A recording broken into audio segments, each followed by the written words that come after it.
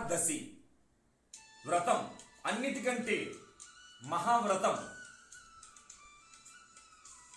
10 కర్మేంద్రియాలు జ్ఞానేంద్రియాలు 5 కలిస్తే 10, మనసు 1 11.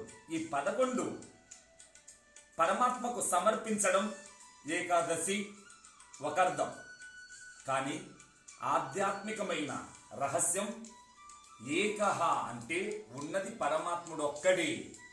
అతని యొక్క అమోఘమైన వైభవమే దశ దిశలంతటా వ్యాపించి ఉందని పూర్ణ బ్రాహ్మీ స్థితిని గుర్తించడమే ఏకాదశి. ఏకాదశి అంటే ఒకటే ఒక దశ. అండపిండ బ్రహ్మాండ కోటి లోకాలన్నీ ఆ ఏకమైన బ్రహ్మంలోనే సృష్టి స్థితి లయమై నాటకమాడుతున్నాయి.